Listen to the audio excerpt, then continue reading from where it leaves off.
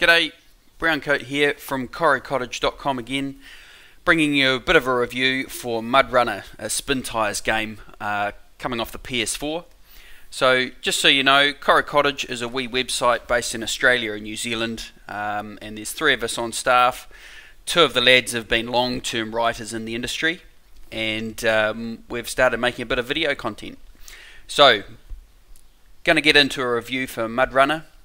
It was originally released a few years ago on PC as Spintires, and Spintires was a bit of a hit by its community, but not so much by reviewers. And eventually there was a bit of an issue with the publisher on PC, and Spintires themselves did a spin-off game for console called MudRunner. And I've got to say, I really love it. It's a really niche game. It's not a shooter, it's not a strategy game, it's not a RPG, it's not a racing game. It's its own thing, which in this day and age for video games is a bit unusual, and I really like it. So there's a single player campaign, if you like. There's challenges which sort of speak for themselves. You've got a specific task to complete, and then there's a multiplayer option where you can team up. The core function within the campaign mode is you get a map, and your challenge is to move logs from where they're harvested to the lumber mill, and you've got to figure out the best way to do it. Generally what happens is you've got to unlock watch points on the map, and that's what these little jeeps are great for. You'll cruise through the map, winching through mud and things like that, refueling when you go, to figure out what the map has in terms of challenges for you.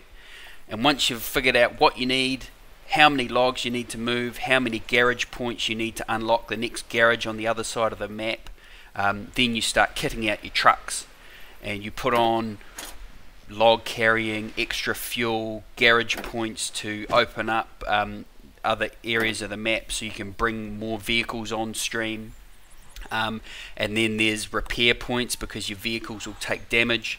So if your truck is carrying more repair points, you can keep your fleet underway. And then it comes down to harvesting logs, stacking them up, and delivering them to the lumber yard. Now this isn't gameplay from the main campaign, this is actually a challenge, but it just kind of shows you the mechanics of picking up logs, stacking them up, and then this is MudRunner at its best. Which is, you've got a big load of logs on, and you've got to transport them through to the lumberyard.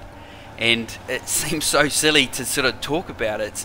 It's watching it like this, it's like, oh yeah, you're driving a truck really slow and dealing with mud, but when you're actually playing it, the level of strategy involved is actually quite tangible. You can't switch off and just forget about what you're doing, because if you veer off the main track, then you get stuck. If you go onto some uneven ground, you roll over and all your logs fall out of the truck. You need to be thinking, right, if I cut across there, I'm in open ground and I've got nothing to winch off if I get stuck, so I need to make sure there's trees nearby. It's really cleverly done, where there's this level of planning of, oh, if I go that far, I'm not going to have enough fuel if I'm going the long way and avoiding a fuel station, or if I haven't set up a fuel tanker that's sitting on the other side of that long road. It's really clever.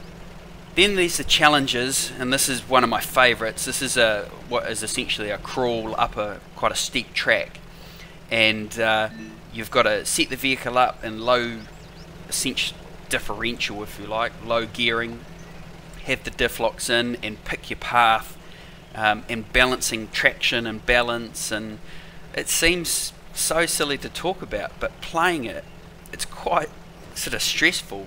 Now later on, just as I'm coming around the corner here, I set it up to roll because I wanted the cool effect of a vehicle rolling off down the hill.